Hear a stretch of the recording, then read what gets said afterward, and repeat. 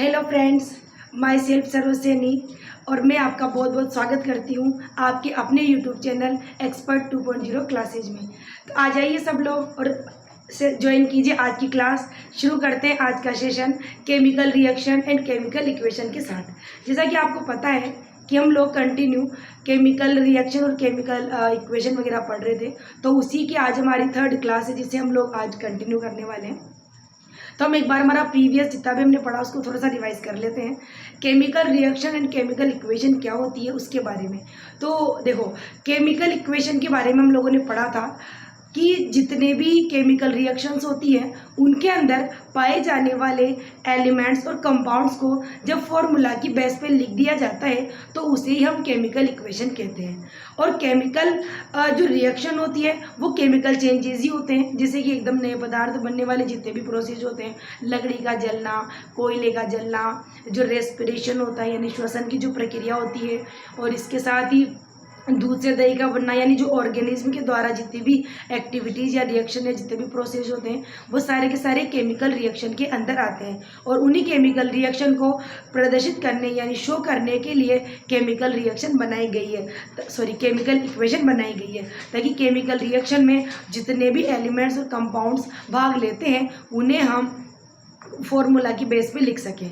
साथ में हमने केमिकल इक्वेशन के भाग भी पढ़ लिए थे। केमिकल इक्वेशन में लेफ्ट वाले पार्ट को रिएक्टेंट कहते हैं क्योंकि वो क्रिया करते हैं, और राइट वाले पार्ट को हम लोग प्रोडक्ट या क्रियाफल कहते हैं क्योंकि वो क्रिया के बाद में बनते हैं। आज हम लोग डिस्कस करने वाले हैं टाइप्स ऑफ केमिकल इक्वेशन, यानी केमिकल इक्वेशन के टाइप्स। केमिकल इक्वेशन कितने प्रकार की होती है वो हम आज पढ़ने वाले हैं।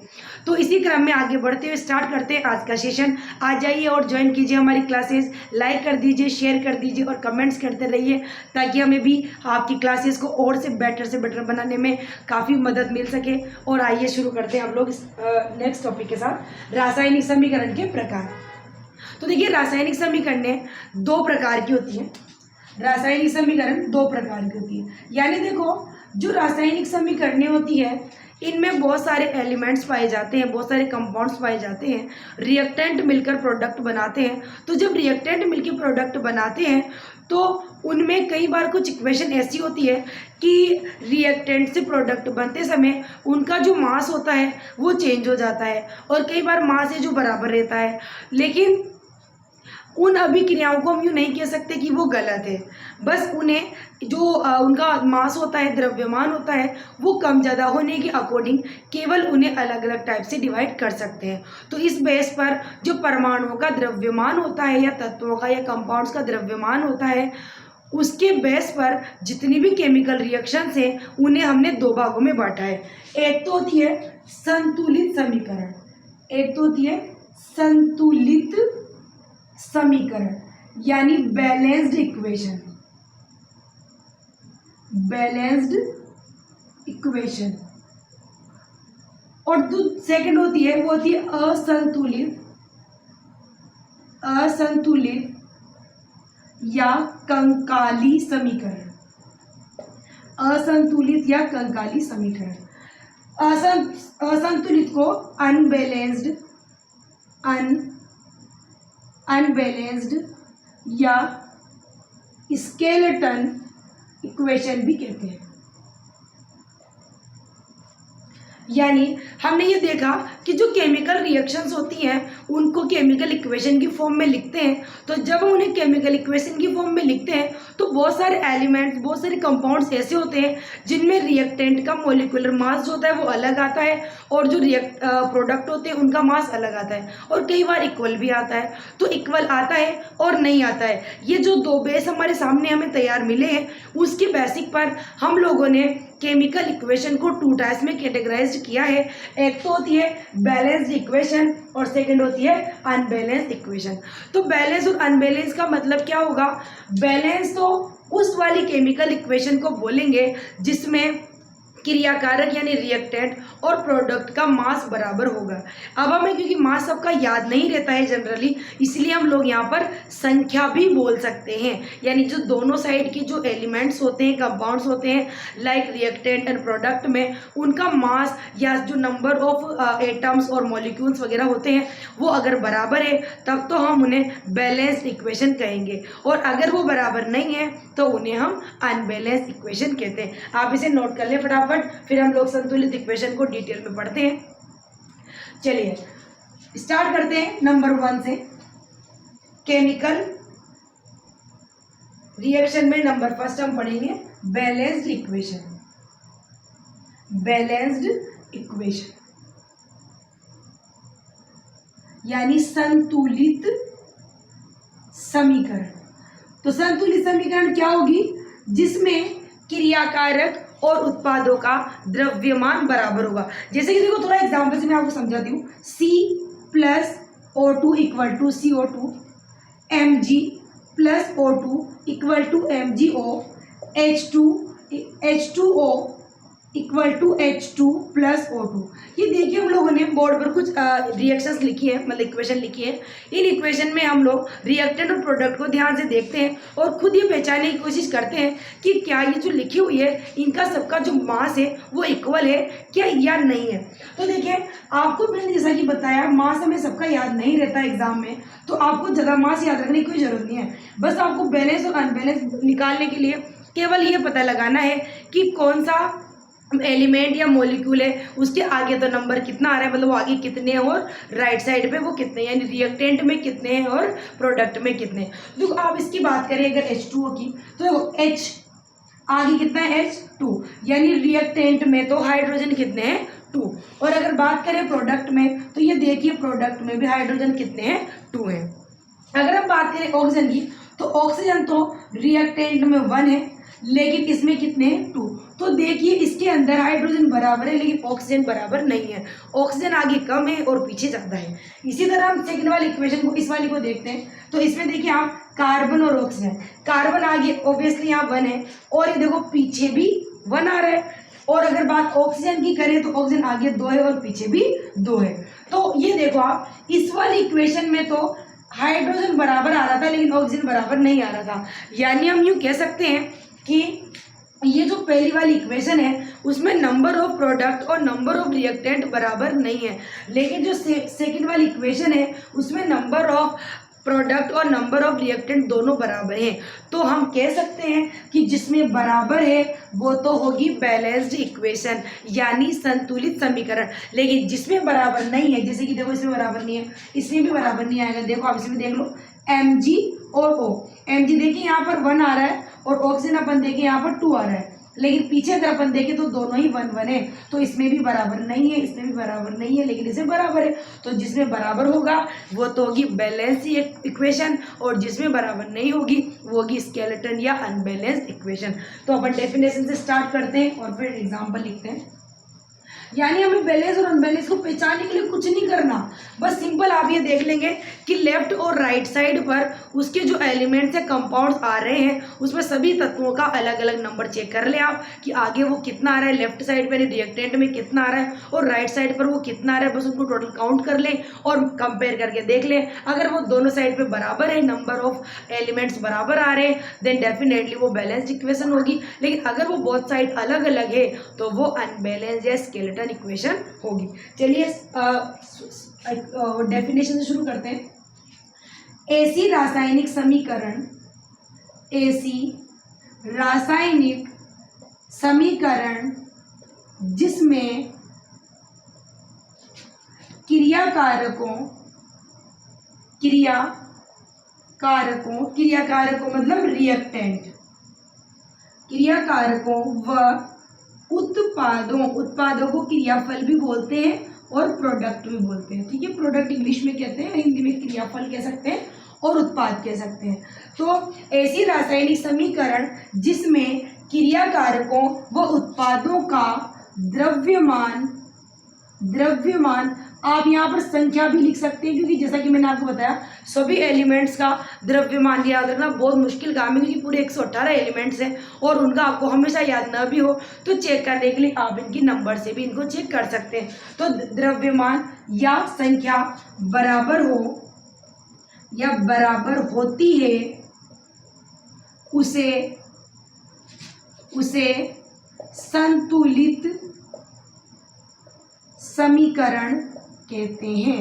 यानी ऐसी रासायनिक समीकरण जिसमें क्रिया कारकों और उत्पादों का द्रव्यमान बराबर होता है उसे हम बैलेंस समीकरण कहते हैं, बैलेंस इक्वेशन कहते हैं। जैसे एग्जांपल चले, देखो जैसे अपन ने भी जस्ट किया था C+O2 = CO2। तो देखें यहाँ पर ये अगर अपन इसको चेक भी कर सकते चाहो तो अभी चेक कर लो C और O। देखो C लेफ्ट साइड पर कितना आ रहा है, केवल 1 आ रहा है, और राइट साइड पर भी कितना आ रहा है, 1 आ रहा है। अगर बात करें ऑक्सीजन की तो ऑक्सीजन देखिए लेफ्ट साइड पर 2 है और यहाँ राइट साइड पर भी 2 है, तो ये क्या होगी, एक बैलेंस इक्वेशन होगी। इसी तरह में और कुछ एग्जांपल है, जैसे मान लो AgCl + NaNO3 = NaCl + AgNO3।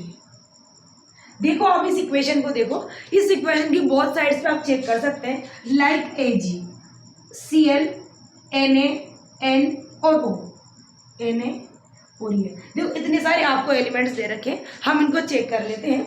ये देखिए Ag आगे भी 1 है और ये देखो आप पीछे भी केवल कितना है, 1, यानी ये भी बहुत साइड पर इक्वल आ रहा है। अब हम बात करें क्लोरीन की, तो देखिए क्लोरीन 1 है और ये क्लोरीन यहाँ पर भी 1, यानी ये भी दोनों साइड पर क्या है, बराबर है, इक्वल है। नेक्स्ट हम बात करें सोडियम यानी Na, तो Na आगे भी 1 है और पीछे भी 1 है, यानी ये रिएक्टेंट में भी 1 है और प्रोडक्ट में भी 1 है, तो इनका दोनों तरफ मास इसका भी इक्वल है। अब बात करें नाइट्रोजन की, तो देखिए नाइट्रोजन यहाँ पर 1 है और ये पीछे देखिए पीछे भी कितना आ रहा है, 1, तो यहाँ पर लिख देंगे 1। अगर बात करें ऑक्सीजन की तो ऑक्सीजन यहाँ पर कितने, 3 और पीछे भी कितने हैं, 3, यानी देखो इसमें दोनों साइड पे बराबर है। आप चाहे तो NO3 को पूरा एक साथ ले सकते हैं, जैसे पूरा NO3 एक साथ ले लो तो NO3 आगे भी एक ही है और ये देखो यहाँ पर NO3 पीछे भी एक ही है, तो इसको आप अगर एक साथ लेंगे तो भी ये इक्वल ही आएगा। आप इसको साथ में भी चेक कर सकते हैं और अलग अलग भी कर सकते हैं, पर हाँ ये जरूर ध्यान रखें अगर NO3 लिखकर ही चेक करें तो पहले मेक श्योर कि पीछे भी वो NO3 होना चाहिए, मतलब जैसे आगे NO3 है ना तो पीछे भी NO3 होना चाहिए। कई बार क्या होता है कुछ रिएक्शंस में ये टूट जाता है, NO3 N अलग हो जाता है, O अलग हो जाता है, यानी लेफ्ट साइड पर वो NO3 होता है पर राइट साइड पर जो प्रोडक्ट बनता है तो वो NO3 अलग अलग एलिमेंट्स में टूट जाता है, अलग अलग कंपाउंड में टूट जाता है, इसीलिए वो पूरा का पूरा सेपरेट NO3 नहीं बचता। तो उस केस में आप NO3 को दोनों साइड पर चेक नहीं कर सकते। यहाँ पर आप इसलिए कर सकते हो क्योंकि इसमें आगे भी NO3 आ रहा है और पीछे भी NO3 आ रहा है, लेकिन अगर ये NO3 यहाँ पर टूट जाता या कोई पदार्थ नया बन के नया बना लेता तो उस कंडीशन में आप NO3 को साथ में नहीं ले सकते थे। तो ये दोनों बैलेंस इक्वेशन है क्योंकि इनमें रिएक्टेंट और प्रोडक्ट का मास इक्वल है, आप इसे नोट करें। फिर चलते हैं हम लोग अनबैलेंस्ड इक्वेशन की तरफ।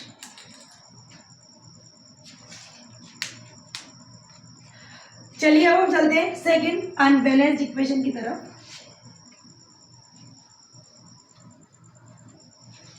आप लोग नोट साथ के साथ बनाते हुए चलिए ताकि आप लोगों को इसका दोबारा रिवीजन करते टाइम दिक्कत ना आए। बाकी हमारी क्लासेस तो आपके पास ही सही, आप रिवीजन करने के लिए क्लास भी दोबारा देख सकते हैं, लेकिन नोट्स भी बनाते रहिए क्योंकि जब आप अपने हाथों से नोट्स बनाते हैं तो आपका एक अच्छा रिवीजन हो जाता है और रिवीजन होने की वजह से आपको टॉपिक को समझने भी काफ़ी ईजी होता है। तो चलिए हम लोग अब चलते हैं सेकेंड अनबैलेंस्ड इक्वेशन की तरफ।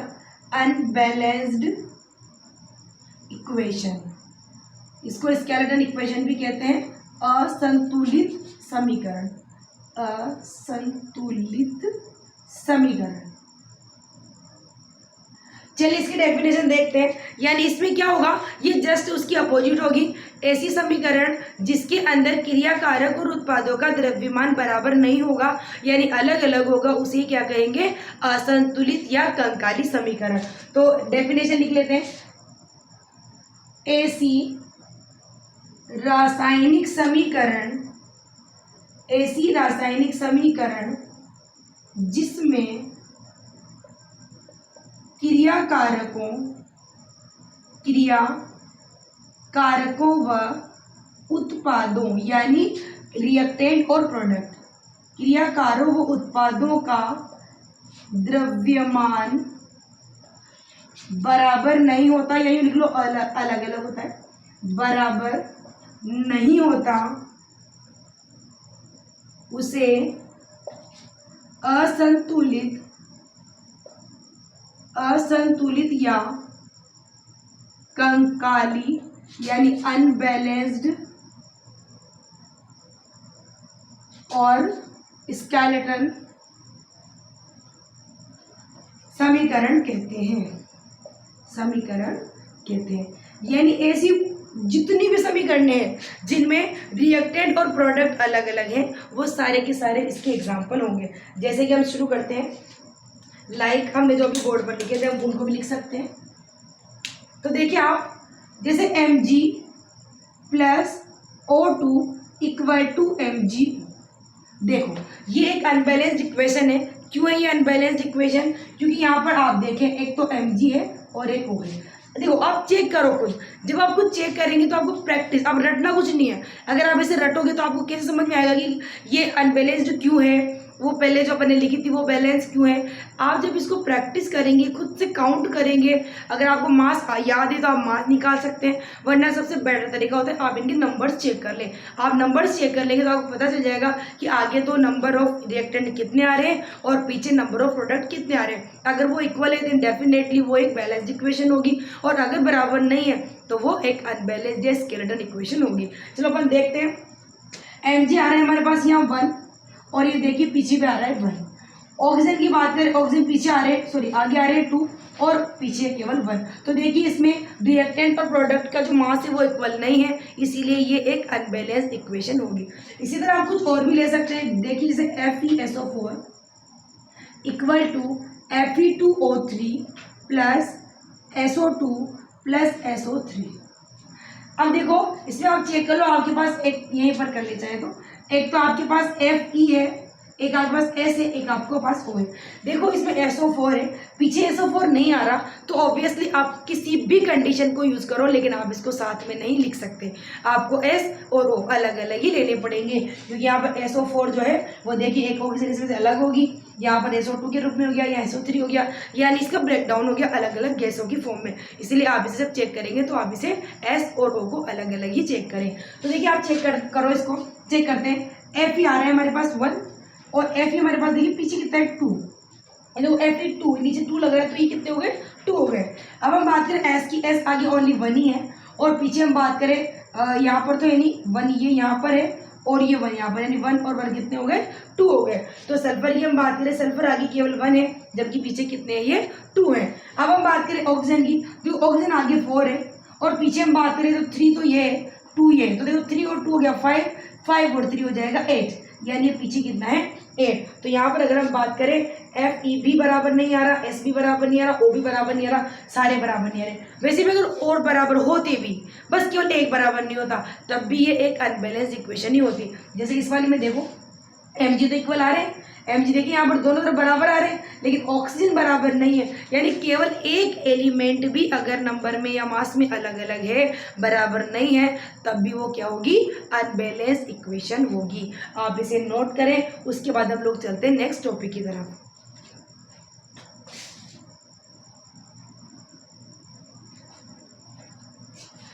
चलिए अब चलते हैं हम लोग आगे। अब हम सीखेंगे समीकरणों को संतुलित करना यानी बैलेंस करना। तो बैलेंस करने से पहले हम लोग पहले एक बहुत इंपॉर्टेंट टॉपिक द्रव्यमान संरक्षण का नियम यानी law of conservation of mass के बारे में डिस्कस करते हैं। देखो अभी हमने डिस्कस किया कि बहुत सारी केमिकल इक्वेशन ऐसी होती है जिनमें रिएक्टेंट और प्रोडक्ट का मास बराबर होता है, इक्वल होता है, लेकिन कुछ रिएक्शन ऐसी भी होती है जिनमें इक्वल नहीं होता। तो यहाँ पर सबसे बड़ा सवाल ये है कि अगर किसी रिएक्शन में जो प्रोडक्ट बन रहे हैं उन प्रोडक्ट्स का मास जो है वो रिएक्टेंट के बराबर नहीं है, तो क्या वो गलत होगी? अगर वो गलत है तो फिर उस इक्वेशन का मतलब क्या है? तो देखो यहाँ पर सबसे बड़ी बात तो ये समझनी है कि इक्वेशन में जो रिएक्टेंट और प्रोडक्ट होते हैं वो इक्वल हो या न हो, वो गलत नहीं होती, यानी वो सही होती है। क्योंकि जो प्रोडक्ट वगैरह बनते हैं उनके जो फॉर्मूले होते हैं वो वैलेंसी के अकॉर्डिंग बनते हैं, और वैलेंसी जिसकी जितनी होती है उसी के अकॉर्डिंग फॉर्मूला बनता है। इसीलिए जब अपन लिखा हुआ फॉर्मूला देखते हैं तो किसी में वैलेंसी की वजह से वो कुछ जो एलिमेंट होते हैं उनकी संख्या कम भी हो जाती है और कई बार उनकी ज़्यादा भी हो जाती है। क्योंकि फॉर्मूला जो बनाने का प्रोसेस है वो केवल और केवल वैलेंसी यानी संयोजकता पर ही डिपेंड करता है। इसीलिए बनने वाले प्रोडक्ट की का जो फॉर्मूला या जो नंबर्स होंगे वो केवल इसी पे डिपेंड करेगा कि जिन एलिमेंट से वो बनी हुई है उनकी वैलेंसी कितनी है। इससे कोई मतलब नहीं होता कि आगे वो 2 आ रहे हैं, पीछे वो 3 क्यों आए, आगे 5 आ रहे हैं, पीछे 2 आ गए। सारी चीज़ें यहाँ पर किस चीज़ की होंगी, केवल और केवल वैलेंसी की होगी। तो सबसे पहली बात तो फॉर्मूले में वैलेंसी का बहुत इंपॉर्टेंट रोल होता है। तो यहाँ पर वैलेंसी अपन ने सीख ही ली थी पहले, जैसा कि हमने एटम वाला लेसन पढ़ा था। तो एटम वाले पार्ट में हमने पूरा का पूरा वैलेंसी निकालना, इलेक्ट्रॉन्स भरना, वो सारी चीज़ें सीख ली थी। अब हम लोग चलते हैं थोड़ा सा आगे नए टॉपिक की तरफ, जो अपन डिस्कस कर रहे थे कि केमिकल जो रिएक्शंस होती हैं केमिकल की इक्वेशन की फॉर्म में उन्हें लिखा जाता है। तो लिखते टाइम उनमें कुछ में रिएक्टेंट की जो मास होता है वो प्रोडक्ट के इक्वल आ जाता है, किसी में नहीं आता। तो वो जो बराबर नहीं आता है और बराबर आता है तो उसके हिसाब से उनको अपन अगर बराबर नहीं है तो बराबर कर सकते हैं, ताकि वो भी इस रूल को फॉलो कर सके। तो यहाँ पर बात यह है कि हमें बैलेंस करना सीखना है, लेकिन बैलेंस करने की ज़रूरत है क्यों, हमें क्यों ज़रूरत है कि कोई इक्वेशन जो दे रखी है उसमें अगर एलिमेंट्स बराबर नहीं है तो हम उनको बैलेंस करेंगे, बराबर करेंगे। तो वो सारी चीज़ों की ज़रूरत हमको समझनी है। तो वो सारी चीज़ों की ज़रूरत समझने से पहले हमारी ज़रूरत है ये समझना कि द्रव्यमान संरक्षण का नियम क्या होता है, क्योंकि इसी की वजह से यही वो नियम है जिसको फॉलो करवाने के लिए, जिसकी पालना करने के लिए हम इक्वेशंस को बैलेंस करते हैं। तो यहाँ पर हम समझते हैं सबसे पहले law of conservation of mass, यानी द्रव्यमान संरक्षण का नियम। तो देखिए द्रव्यमान संरक्षण का नियम क्या होता है, जो केमिकल रिएक्शन होती है दुनिया में कोई सा भी प्रोसेस मान लो आप, तो प्रत्येक प्रोसेस के अंदर मास को ना हम डिस्ट्रॉय कर सकते हैं ना नया क्रिएट कर सकते हैं, यानी द्रव्यमान को हम ना तो उत्पन्न कर सकते हैं ना उसका विनाश कर सकते हैं। यानी इन शॉर्ट हम ये कह सकते हैं कि in any chemical process number of product या mass of products is always equal to mass of reactant, यानी क्रिया कारकों का द्रव्यमान उत्पादों के द्रव्यमान के सदैव बराबर होता है, और इसी को हम द्रव्यमान संरक्षण का नियम यानी law of conservation of mass कहते हैं। और दुनिया में जितनी भी रिएक्शंस होती हैं वो सब इस रूल को फॉलो करती हैं, इस नियम का पालन करती हैं, और इस नियम के अनुसार क्रिया कारक और उत्पादों का द्रव्यमान क्योंकि बराबर ही होता है, इसीलिए अगर आपको कोई इक्वेशन अनबैलेंस्ड यानी कंकाली यानी स्केलेटन दे रखी है तो उसको हम बैलेंस करके और उसको इस रूल को फॉलो करवा सकते हैं। तो इस रूल को फॉलो करने के लिए ही हम रिएक्शंस को या इक्वेशन कह सकते हो आप, तो इक्वेशंस को बैलेंस करते हैं। तो सबसे पहले हम लोग समझते हैं कि द्रव्यमान संरक्षण का नियम क्या होता है। तो इस नियम के अनुसार किसी भी केमिकल प्रोसेस में यानी किसी भी केमिकल इक्वेशन में क्रिया कारक और उत्पादों का यानी रिएक्टेंट का और प्रोडक्ट का टोटल मास हमेशा बराबर होता है। मास को ना आप क्रिएट कर सकते हो और ना उसको डिस्ट्रॉय कर सकते हैं। चलो इसका स्टेटमेंट लिख लेते हैं हम। इस नियम के अनुसार, इस नियम के अनुसार किसी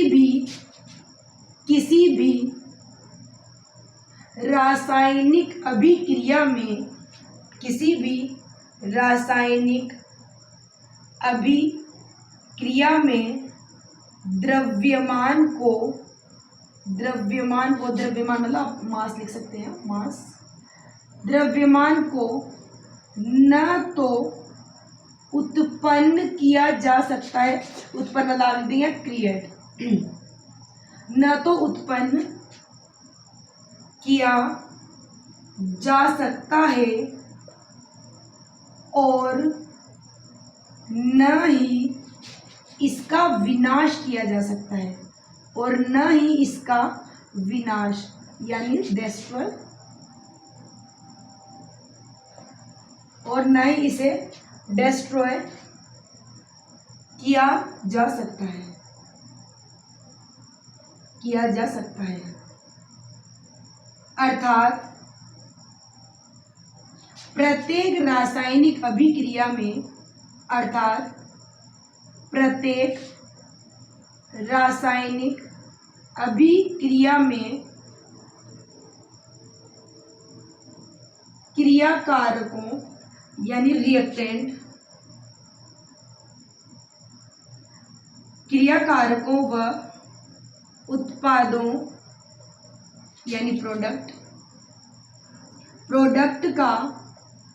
प्रोडक्ट्स प्लूरल लिखेंगे, रिएक्टेंट्स एंड प्रोडक्ट्स का कुल द्रव्यमान यानी टोटल मास, कुल द्रव्यमान सदैव बराबर होता है, सदैव बराबर होता है। यानी नंबर ऑफ, नंबर भी लिख सकते हैं, मास भी लिख सकते हैं, मैंने आपको पहले बताया था। Number of reactant is always equal to number या मास लिख लो, मास ऑफ प्रोडक्ट। यानी प्रत्येक रासायनिक अभिक्रिया में क्रियाकारकों और उत्पादों का टोटल द्रव्यमान हमेशा बराबर होता है। यहाँ ओब्लिक लग रहा है, सही लिख लेंगे, लिख लेना आप जब इसको लिखेंगे। तो प्रत्येक रासायनिक अभिक्रिया में क्रियाकारकों और उत्पादों का टोटल द्रव्यमान हमेशा बराबर होता है, यानी mass of reactant is always equal to mass of product. और साथ में हम ये भी कह सकते हैं कि किसी भी केमिकल प्रोसेस में आप मास को ना क्रिएट कर सकते हो ना उसे डिस्ट्रॉय कर सकते हो, यानी द्रव्यमान को ना तो उत्पन्न किया जा सकता है और ना द्रव्यमान का विनाश किया जा सकता है, उसे नष्ट नहीं किया जा सकता। टोटल द्रव्यमान हमेशा बराबर ही रहेगा और इसी को द्रव्यमान संरक्षण का नियम कहते हैं। और इस दुनिया में जितनी भी रासायनिक अभिक्रियाएं हैं वो द्रव्यमान संरक्षण के नियम का पालन करती है। और अगर किसी समीकरण में क्रियाकारक और उत्पादों का द्रव्यमान बराबर नहीं आ रहा तो इसका मतलब ये नहीं है कि वो गलत है, इसका मतलब बस ये है कि जब वो एलिमेंट से नए कंपाउंड्स बने होंगे तो उनकी वैलेंसी की वजह से गलती से ही सही पर उनका जो मास है वो गड़बड़ हो गया है, बस हमें उसको बैलेंस करना है ताकि वो इस रूल को फॉलो कर सके, law of conservation of mass को फॉलो कर सके। इसीलिए हम क्या करेंगे, उसे संतुलित करेंगे। तो आप इसे नोट करें, फिर अपन चलते हैं नेक्स्ट टॉपिक की तरफ। चलिए अब हम चलते हैं द्रव्यमान संरक्षण के नियम के बाद रासायनिक समीकरणों को संतुलित करना सीखेंगे। रासायनिक समीकरणों को संतुलित करना, रासायनिक समीकरण को संतुलित करना, संतुलित करना यानी to balanced chemical equation, chemical equation.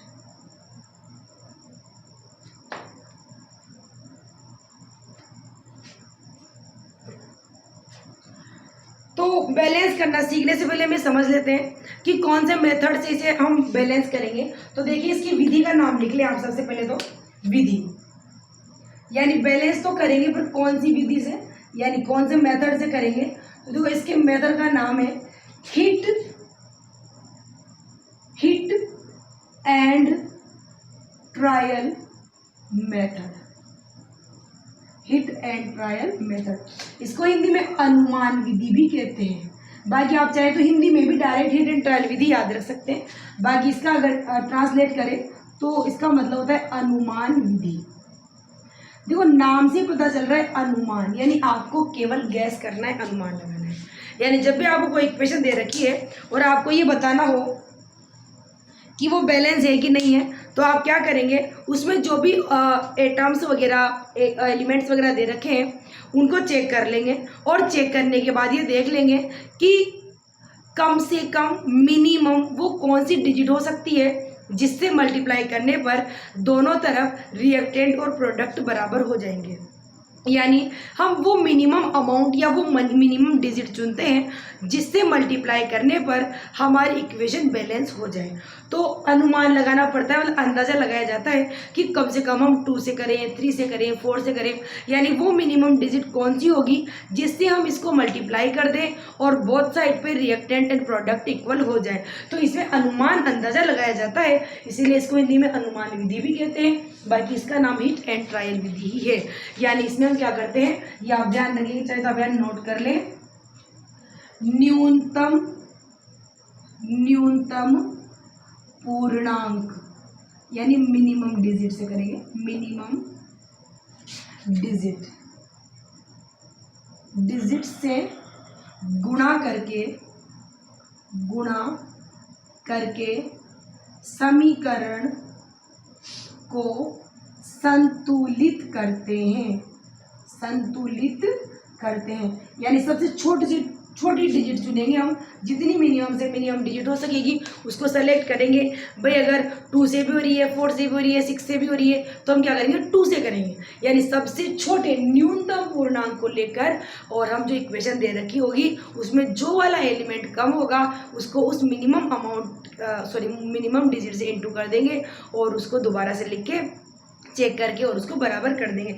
देखिए जैसे हम एग्जाम्पल चलते हैं, क्योंकि इक्वेशन वाला टॉपिक है, आपको बैलेंस करना है, तो आप इसकी जितनी ज़्यादा प्रैक्टिस करेंगे उतना ही आपको आएगा ये। तो देखो केमिस्ट्री आपको पता ही होगा, केमिस्ट्री फिजिक्स अगर इसकी बात करें तो ये बिल्कुल आपकी प्रैक्टिस वाले सब्जेक्ट है। लाइक मैथ्स, जैसे मैथ्स में आप जितना ज़्यादा प्रैक्टिस करते हैं, जितने ज़्यादा न्यूमेरिकल्स करते हैं, जितने ज़्यादा एग्जाम्पल करते हैं, उतना ही टॉपिक पर आपका कमांड अच्छा हो जाता है। बिल्कुल उसी तरह से ये बिल्कुल मैथमेटिकल पोर्शन आपका चल रहा है, तो आप इसको जितना ज़्यादा खुद से सॉल्व करके देखेंगे उतना ही आपको अच्छे से समझ आएगा। इसीलिए मेरी आपसे बिल्कुल हार्डली रिक्वेस्ट है कि जैसे हम टॉपिक पढ़ रहे हैं तो टॉपिक खत्म होने के बाद में आप खुद इसकी प्रैक्टिस करें, ज़्यादा से ज़्यादा एग्जाम्पल सॉल्व करें। फिर भी आपको अगर कोई पर्टिकुलर टॉपिक में प्रॉब्लम आती है तो हमें कमेंट बॉक्स में ज़रूर लिख कर भेजें, हम उसको सॉल्व करने की पूरी कोशिश करेंगे। तो चलते हैं हम लोग आगे एग्जाम्पल देखते हैं। यहाँ पर जैसे देखिए हमारे पास एग्जाम्पल है, लाइक आप लोग समझे H2 + Cl2 = HCl। मान लीजिए एग्जाम्पल है, इसमें आपको बैलेंस करना है। तो बैलेंस करने से पहले आपको पता होना चाहिए कि कई बार ऐसी इक्वेशन एग्जाम में आ जाती है जो ऑलरेडी बैलेंस होती है। अब इक्वेशन तो बैलेंस हो भी सकती है, नहीं भी, पर आपको पहले पहचान आना चाहिए कि एग्जामिनर जो दी है वो बैलेंस है भी कि नहीं। एक तो ऑलरेडी बैलेंस दे दे रहा, आपको कंफ्यूज करने के लिए सब बोल रहे हो, तो हमारा सबसे पहला काम ये होता है कि आप चेक करें ताकि आपको पता हो कि वो बैलेंस है भी कि नहीं। तो देखो चेक करने के लिए हम क्या करेंगे, जैसे हाइड्रोजन और क्लोरीन, पीछे में हाइड्रोजन और क्लोरीन है, तो इनको आप लेफ्ट और राइट दोनों साइड पर चेक कर लें कि कौन सा एलिमेंट आगे कम आ रहा है और पीछे ज़्यादा आ रहा है। तो रिएक्टेंट में बात करें हाइड्रोजन की, तो हाइड्रोजन कितने आ रहे हैं यहाँ पर 2, लेफ्ट साइड पर हाइड्रोजन कितने आ रहे हैं 2, और क्लोरीन भी कितनी आ रही है 2, यानी हाइड्रोजन और क्लोरीन तो लेफ्ट साइड पर दोनों ही कितने हैं 2 है। अब हम बात करें राइट साइड पे, तो राइट साइड पर हाइड्रोजन भी 1 है और क्लोरीन भी 1 है, क्योंकि 9 के आगे 2 लग रहा है ना पीछे कहीं पर भी 2, तो ये दोनों साइड पर कितने हो जाएंगे 1 हो जाएंगे। तो देखो आपने देख लिया कि दोनों ही बैलेंस नहीं है, यानी ना तो हाइड्रोजन बैलेंस है और ना यहाँ पर क्लोरीन बैलेंस है, तो दोनों ही बराबर नहीं है, यानी दोनों ही आपको बैलेंस करने हैं। अब देखिए पहली बात तो आपको ये याद रखना है कि इसमें अपन को क्या करना है, न्यूनतम पूर्णांक से मल्टीप्लाई करना है। तो हमें पहले तो वो मिनिमम डिजिट ढूंढनी है जिससे इसको मल्टीप्लाई करके आप दोनों साइड पर इक्वल कर सकते हैं। तो देखो आगे तो ये ऑलरेडी 2 है दोनों ही, तो ऑब्वियसली आप आगे तो मल्टीप्लाई करोगे नहीं क्योंकि आगे तो ऑलरेडी ज़्यादा है, तो जाहिर सी बात है कि आपको पीछे मल्टीप्लाई करना है। तो 1 को 2 बनाना है, तो 1 को 2 बनाने के लिए किससे मल्टीप्लाई कर सकते हैं, ऑब्वियसली 2 से, क्योंकि 3 से करोगे तो 3 बन जाए तो 3 हो जाएगा, और 1 से करोगे तो 1 बन जाए तो 1 ही रह जाएगा। तो आपको 1 को ऐसी डिजिट से मल्टीप्लाई करना है जो इसके इक्वल यानी 2 के इक्वल हो जाए। तो 1 को 2 से मल्टीप्लाई करने पर ये क्या हो जाएगा 2 हो जाएगा, और इसको भी करना है। लेकिन आपको ये ध्यान रखना है कि आपको दोनों एक साथ बैलेंस नहीं करनी है। आपके सामने अगर 2-3 डिजिट अनबैलेंस्ड आती है तो आप उनमें से कोई सी भी केवल एक डिजिट सेलेक्ट करेंगे जिसको, या एक एलिमेंट सेलेक्ट कर लेंगे जिसको आपको बैलेंस करना है। आप इनमें से आपकी जो इच्छा हो उसको सेलेक्ट कर ले, लेकिन पहले केवल एक को ही करेंगे। जैसे कि अपन मान लें कि क्लोरीन कर रहे हैं, आप हाइड्रोजन को भी ले सकते हैं, बात सेम ही रहेगी, पर आप केवल एक डिजिट चुन लेंगे। जैसे कि हमने मान लो क्लोरीन चुन ली, हमने क्लोरीन तो देख ले, क्लोरीन आगे 2 थी ऑलरेडी, पीछे 1 है और पीछे क्लोरीन यही है। इसी को आपको किससे मल्टीप्लाई करना है, 2 से मल्टीप्लाई करना है। तो देखो आप इक्वेशन को लिखोगे दोबारा, H2 plus Cl2 equal to 2HCl। अब आप यूँ सोच रहे होंगे कि मल्टीप्लाई तो केवल Cl को करना था, आपने तो पूरे को ही कर दिया। तो देखो पूरे को हमने इसलिए करा है क्योंकि कोई भी केमिकल इक्वेशन को जब आप बैलेंस करते हैं तो आपके पास केवल बैलेंस करने का राइट होता है, आपके पास उसका फॉर्मूला चेंज करने का राइट नहीं होता। यानी आपको ये कोई अधिकार नहीं है कि आप उसमें कहीं भी लिख के उसके फॉर्मूले को चेंज करें, क्योंकि फॉर्मूला वैलेंसी से बनता है। ये चीज़ हम बार बार डिस्कस कर रहे हैं, फॉर्मूला वैलेंसी से बनता है। और वैलेंसी देखिए अगर अपन, तो H की +1 और क्लोरीन की -1 होती है, इसलिए ये HCl बनता है। अगर अपन ने ये 2 यहाँ लगा दिया तो इसका मतलब ये हुआ कि हाइड्रोजन की वैलेंसी 2 थी, जो कि नहीं होती। तो ये तरीका गलत होता है। इसीलिए अगर कोई भी एलिमेंट उसके कंपाउंड की फॉर्म में है तो आप इस बात का पूरा पूरा ध्यान रखेंगे कि जब आप उस एलिमेंट को, एक अकेले एलिमेंट को मल्टीप्लाई कर रहे हो, तब भी आपको होल मल्टीप्लाई करना पड़ेगा, पूरा ही मल्टीप्लाई करना पड़ेगा। भले ही इसके साथ में H गुणा हो गया हो, उससे कोई दिक्कत नहीं है, हमें मल्टीप्लाई होगा, अपन चेक कर लेंगे तो, और चेक करके उसको बाद में जो कम होगा, जिधर भी कम होगा उस आप उसको बैलेंस कर लेंगे।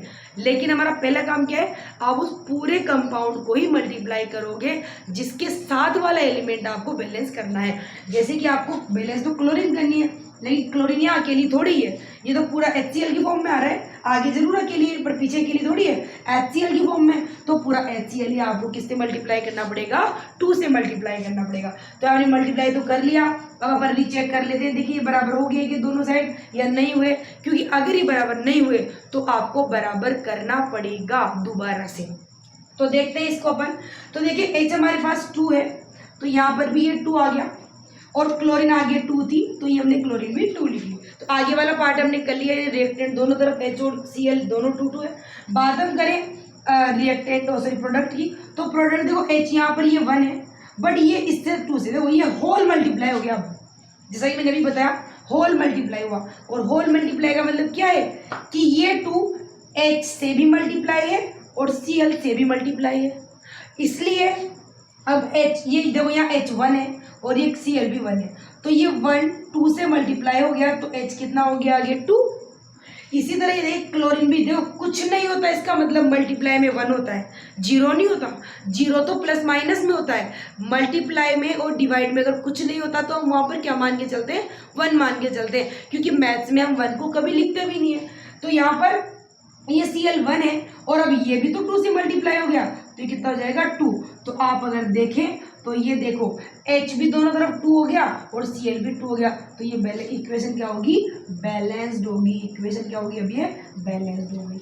इस तरह से आपको बैलेंस करना है, आप इसको नोट करें, फिर हम एक एग्जांपल और करते हैं। बाकी आप इनकी प्रैक्टिस करना ताकि आपको और अच्छे समझ में आए और आपको पता भी चलेगा कि आपको किस पर्टिकुलर टाइप की प्रॉब्लम इसमें फेस करनी पड़ रही है, ताकि हम उसको भी शॉर्ट आउट करेंगे। आप इसको नोट करें, फिर चलते हैं नेक्स्ट एग्जाम्पल की तरफ।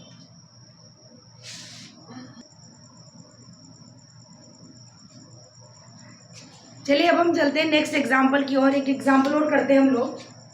बाकी फिर आप खुद से प्रैक्टिस करें, और कोई एग्जाम्पल में आपको प्रॉब्लम आए, आपको समझ नहीं आता है तो फिर आप जरूर पूछें, कमेंट बॉक्स में कमेंट कर दें, हम उसको क्लास में सॉर्ट आउट करवा देंगे। चलिए नेक्स्ट एग्जाम्पल की तरफ चलते हैं। जैसे कि आप ले लीजिए Fe plus H2O equal to Fe3O4 plus H2। देखिए अब ये एग्जाम्पल है, इसको बैलेंस करना है इस इक्वेशन को। तो सबसे पहला काम हमारा वही होगा कि जो इक्वेशन हमें दे रखी है उसके लेफ्ट और राइट पार्ट में यानी रिएक्टेंट और प्रोडक्ट में हम एलिमेंट्स का नंबर यानी मास चेक कर ले कि कौन सा किधर कम है, क्योंकि हमें इस बात का पूरा ध्यान रखना है कि वो लेफ्ट वाले पार्ट में कम आ रहा है कि राइट वाले पार्ट में। उसी के अकॉर्डिंग अपन को मिनिमम जो डिजिट होगी उससे मल्टीप्लाई करेंगे और उसको बैलेंस करते हुए चलेंगे। साथ में एक इम्पॉर्टेंट चीज़ जो आपको ध्यान रखनी है, एक बार में एक ही एलिमेंट को बैलेंस करना है। एक इक्वेशन में 2-3 एलिमेंट ऐसे हो सकते हैं जो बैलेंस नहीं हो, लेकिन फिर भी आप सबको चेक कर ले और उनमें से कोई सा भी केवल एक सेलेक्ट कर ले जिसको आपको बैलेंस करना है। बाकी को अपन नेक्स्ट वाला स्टेप में करेंगे, क्योंकि देखो जैसा कि अपन ने अभी जो एग्जांपल करा था उसमें आपने क्लोरीन को बैलेंस करा और हाइड्रोजन मर्जी से ही बैलेंस हो गया था। तो कई बार ऐसा होता है कि जब आप एक एलिमेंट को मल्टीप्लाई करके बैलेंस करने की कोशिश करते हैं और वो किसी कंपाउंड की फॉर्म में होता है तो उसके साथ आने वाला दूसरा एलिमेंट कई बार मर्जी से बैलेंस हो जाता है और कई बार वो बैलेंस हो पहले से तो वो बिगड़ भी जाता है। तो दोनों ही कंडीशन होती है, लेकिन आपको फिर भी सारी कंडीशन को ध्यान में रखते हुए इस बात को कभी भी नहीं भूलना कि एक बार में केवल एक को ही बैलेंस करते हुए चले। और दूसरी बात ये कि कभी भी एलिमेंट को मल्टीप्लाई करने के चक्कर में उसमें 2, 3, 4 जो भी आप मल्टीप्लाई कर रहे हैं वो कभी उसमें बीच में या उसके पीछे नीचे नहीं लिखें, क्योंकि अगर आप ऐसा करते हैं तो उसका फॉर्मूला बदल जाएगा और आपको केवल इक्वेशन को बैलेंस करना है, उसके फॉर्मूले को चेंज नहीं करना। इसलिए इस बात का हमें पूरा ध्यान रखना पड़ेगा कि जब आप इक्वेशन को बैलेंस कर रहे हो तो जो भी 2, 3, 4 डिजिट आप मल्टीप्लाई करके उसमें लगा रहे हैं वो हमेशा पूरे होल मल्टीप्लाई में आगे ही आगे लगाएंगे, पूरे कंपाउंड के लगाएंगे। भले उसमें बाकी के एलिमेंट्स की नंबर बदल जाएगी, उसको हम बाद में बैलेंस कर लेंगे, लेकिन अपन ये नहीं करेंगे कि डायरेक्ट उस सिंगल जो एलिमेंट दे रखा है उसी के नीचे 2, 3 लगा दे, क्योंकि उससे फॉर्मूला चेंज हो जाता है और फॉर्मूला केवल और केवल वैलेंसी से बनता है। इसीलिए हमारे पास कोई राइट नहीं होता कि हम उसका फॉर्मूला चेंज करें। तो चलते हम लोग चलते इस एग्जाम्पल की ओर। सबसे पहला काम हमारा होगा FeH और O, ये जो एलिमेंट्स दे रखे हैं आगे उनकी दोनों तरफ से चेक कर ले कि किसका अमाउंट आगे कितना आ रहा है और पीछे कितना आ रहा है। तो देखिए आप He आपके पास आगे केवल 1 आ रहा है, सॉरी Fe, और पीछे देखो यार 3 से मल्टीप्लाई हो रहा है तो ये कितना होगा 3 हो जाएगा। नेक्स्ट हम बात करें हाइड्रोजन। तो देखिए हाइड्रोजन आगे 2 आ रहे हैं और ये पीछे भी देखो 2 आ रहा है, मतलब ये रिएक्टेंट और प्रोडक्ट में दोनों में 2 2 आ रहा है। बात करें ऑक्सीजन की, देखो ऑक्सीजन यहाँ पर केवल 1 है और ये यहाँ पर ऑक्सीजन 4 है।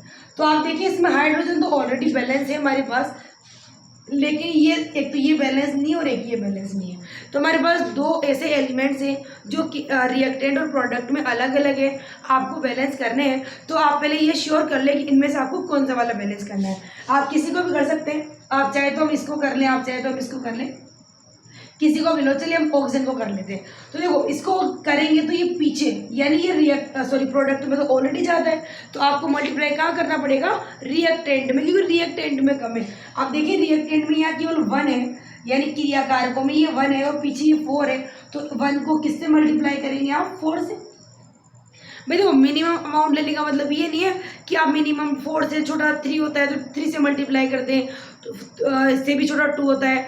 आपको उस मिनिमम अमाउंट से मल्टीप्लाई करना है जिस मिनिमम अमाउंट से मल्टीप्लाई करने पर ये रिएक्टेंट और प्रोडक्ट बराबर हो जाए। जैसे कि ये पीछे 4 है तो 1 को आपको मिनिमम 4 से मल्टीप्लाई करना पड़ेगा, क्योंकि देखो 2 ऑप्शन होते हैं, आप इसको 8 से मल्टीप्लाई कर दो, इसको भी 2 से कर दो, दोनों 8 हो जाएंगे, तो ये भी तो सेकंड ऑप्शन होता है। लेकिन आपको मिनिमम यानी ये पीछे 4 है तो इसको डायरेक्टली 4 बना के आप इसका काम कर लेंगे और ये इक्वल हो जाएगा।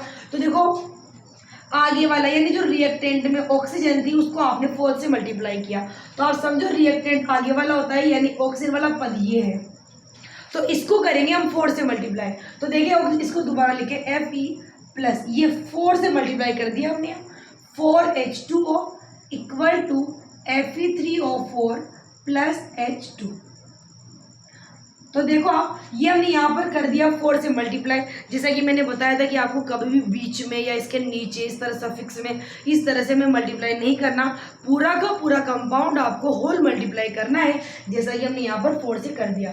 अब आप इसे चेक करें, आप इसको बार बार चेक करेंगे और प्रॉपर तरीके से चेक करेंगे तभी आपको पता चलेगा कि कौन सा एलिमेंट एक बार मल्टीप्लाई होने से कम हुआ कि ज़्यादा हुआ कि इक्वल हुआ।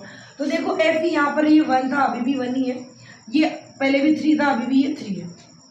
बात करें H की, तो देखो H यहाँ पर ये 2 है बट अभी ये 4 से मल्टीप्लाई हो गया, तो 4 2 जा कितना हो जाएगा, 8 हो जाएगा। तो अब ये पहले तो देखो भले ही 2 था बट अभी ये 8 हो गया, लेकिन टेंशन वाली कोई बात नहीं है, हम इसको नेक्स्ट स्टेप में सॉल्व करके इक्वल कर देंगे। पर अपन को यूँ नहीं करना कि ये तो गलत हो गया तो अपन यहाँ 4 लगा दें, ऐसा अपन को नहीं करना, अपन को वही लगाना है होल मल्टीप्लाई। तो ये देखिए H यहाँ पर 4 2 जा 8 हो गया और H यहाँ पर आप देखिए तो ये पहले 2 था, अभी भी ये 2 है।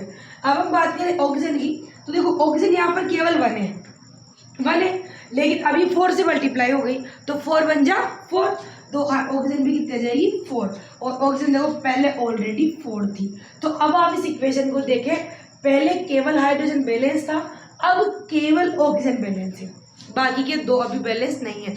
आपने ऑक्सीजन को बैलेंस करना चाहा तो हाइड्रोजन बैलेंस नहीं रहा, पर इसकी हमें टेंशन नहीं करनी, हम इसको नेक्स्ट स्टेप में सोल्व कर लेंगे। अब आपके पास देखो ये भी बैलेंस नहीं है, ये भी बैलेंस नहीं है। अब आप फिर से दोनों में से एक को ही सेलेक्ट करेंगे, तो आप चाहे तो Fe को कर लें, आप चाहे तो H को कर लें। जैसे कि मान लो कि हम Fe को करते हैं, तो Fe को करेंगे तो आप देखो यहाँ पर रिएक्टेंट में तो Fe केवल 1 है, लेकिन बात करें प्रोडक्ट में तो प्रोडक्ट में ये ऑलरेडी 3 मतलब ज़्यादा है, तो आपको रिएक्टेंट में ही मल्टीप्लाई करना पड़ेगा। तो आप इसे कर देंगे 1 को 3 बनाने के लिए किससे मल्टीप्लाई करेंगे, 3 से।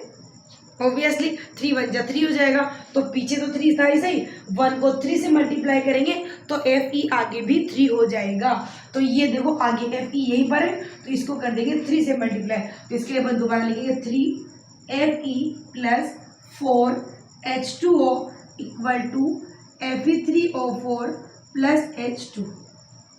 ये इक्वेशन अपन ने दोबारा लिख दी। अब हम इसको वापस चेक करेंगे, तो चेक आप करते रहेंगे तभी आपको पता चलेगा कि कौन सा बैलेंस हो रहा है, कौन सा बैलेंस नहीं है, जिसको बैलेंस करने की जरूरत है। तो देखो Fe ये यहाँ पर देखो पहले 1 था, बट अभी ये 3 से मल्टीप्लाई हो चुका है, तो ये 3 हो गया, और ये देखो पीछे ऑलरेडी ये पहले से 3 था। हाइड्रोजन की बात करेंगे, यहाँ पे 2 4 जा 8, और यहाँ पर ये केवल 2, ये 2 है, तो ये 2 है। अब ऑक्सीजन की बात करें, देखो यहाँ पर 1 था, लेकिन ये 4 से मल्टीप्लाई हो रहा है, तो ये 4 हो गया, और ये पीछे भी 4 है। तो अब देखो आपके पास दो एलिमेंट्स तो इक्वल हो चुके हैं, यानी आपके पास देखो Fe भी दोनों साइड पे 3 3 हो गया, और ऑक्सीजन भी दोनों साइड पे 4 4 हो चुका है, लेकिन हाइड्रोजन बैलेंस नहीं है। तो अपन को एक ही बच रहा है, तो एक ही बैलेंस करना है। तो आप देखो हाइड्रोजन को बैलेंस करोगे, तो हाइड्रोजन को बैलेंस करने के लिए क्या करेंगे, हाइड्रोजन आगे तो 8 है और पीछे 2 है, पीछे मतलब ये रिएक्टेंट में तो 8 है, लेकिन ये प्रोडक्ट में 2 है। तो अपन 2 को किससे मल्टीप्लाई करें कि वो 8 बन जाए, तो देखो 2 को अगर आप 4 से मल्टीप्लाई करेंगे तो 4 2 जा 8 हो जाएगा। ठीक है, ये तो आपको पता ही होगा कि 2 की टेबल 4 टाइम में 8 आता है। ये पीछे देखो, दोबारा समझते हैं इस चीज को, ये आगे तो 8 है और ये पीछे 2 है, हमें पीछे 8 बनाना है, तो 2 को किससे मल्टीप्लाई किया जाए, मिनिमम किस अमाउंट से इसको मल्टीप्लाई करें कि ये 8 बन जाए। तो हम क्या करेंगे, इसको 4 से मल्टीप्लाई कर देंगे। अब देखो पीछे हाइड्रोजन यही वाला है, यहाँ पर देखो इसी को कर देंगे 4 से मल्टीप्लाई। तो देखो इसको 4 से मल्टीप्लाई करेंगे तो इक्वेशन क्या बनेगी हमारी, 3Fe, यहाँ तक देखो ये कंटिन्यू करते रहना है, अपन को यहाँ से स्टार्ट नहीं करना, यहाँ से यहाँ आ गए, यहाँ से यहाँ आ गए, अब यहाँ से यहाँ आना है। तो ये जगह देखो 3Fe हो गया, उसके बाद ये 4H2O हो जाएगा, उसके बाद ये Fe3O4 हो जाएगा, और ये H को 4 से मल्टीप्लाई करना है तो 4 आगे लिख के H2 लिख देंगे। अब चेक करो, क्योंकि आपको चेक तो तब तक करते रहना ही है जब तक आपको कंफर्म रिटर्न में पता नहीं चल जाता कि वो इक्वल हो चुके हैं, क्योंकि कई बार इक्वल दिखते हैं पर इक्वल होते नहीं है। आप चेक करेंगे तो आपको कंफर्म हो जाएगा कि वो बराबर हो चुके हैं। अब देखो आप Fe आगे 3 है, पीछे भी 3 है। H की बात करें, H देखें यहाँ, सॉरी H2 नहीं, H लिखना है, H, तो ये 2 4 जा 8, और ये भी आप देखें 2 4 जा 8। ऑक्सीजन देखो यहाँ पर ये 1 है, लेकिन 4 से मल्टीप्लाई हो रही है तो ये 4, और ये भी यहाँ पर 4। तो अब आप देखें कि ये इक्वेशन क्या होगी, बैलेंस होगी, ये बराबर हो चुके हैं सारे के सारे। यानी हमें इक्वेशन को बार बार चेक करते रहना है और बार बार पता लगाना है कि कोई भी जो एलिमेंट दे रखा है वो रिएक्टेंट में या प्रोडक्ट में किधर कम है, क्योंकि जिधर कम होगा उधर ही मल्टीप्लाई करेंगे। ज़्यादा वाले को मल्टीप्लाई करोगे तो वो और ज़्यादा हो जाएगा, हमें कम वाले को उस डिजिट से मल्टीप्लाई करना है कि वो अपोजिट साइड वाले के बराबर हो जाए। जैसे कि यहाँ पर हमने 3 से मल्टीप्लाई करा तो ये इसके बराबर हो गया, यहाँ हमने 4 से मल्टीप्लाई किया तो ये इसके इक्वल हो गया। तो वो मिनिमम डिजिट डिसाइड करनी है आपको जिससे ये इक्वल हो जाए। तो आई होप आपको ये समझ में आ गया होगा बहुत अच्छे से। आप इसकी प्रैक्टिस करें, और प्रैक्टिस करने के बाद में भी अगर आपको प्रॉब्लम आती है तो प्लीज़ प्लीज़ प्लीज़ आप उस इक्वेशन को हमें लिखकर या उस पर्टिकुलर टाइप के बारे में आप कमेंट बॉक्स में कमेंट कर दें, ताकि हम उसको शॉर्ट आउट करेंगे। यही क्लास में हम उसको बैलेंस करके आपको बता देंगे कि उसको किस तरह से बैलेंस करना है। अब तक आप जितना हमने पढ़ा है उसकी प्रैक्टिस में बिल्कुल कमी ना छोड़ें। आप इसकी प्रैक्टिस करेंगे और एक नोट्स बनाते हुए साथ चलें, ये चीज़ अपन को नहीं भूलनी, क्योंकि अगर आप साथ साथ नोट्स बनाते हुए चलेंगे तो आपको साथ के साथ प्रैक्टिस भी होती चलेगी, और आप जब अपने खुद हैंड राइटिंग में अपने नोट्स बनाएंगे तो आपको वो ईजी गोइंग समझ में भी आएगा, और ये भी पता चलेगा कि ऐसा कौन सा पर्टिकुलर टॉपिक रह गया है जिसमें आपको प्रॉब्लम फेस करनी पड़ रही है, ताकि उसको भी आप समझने में आपको हेल्प मिलेगी।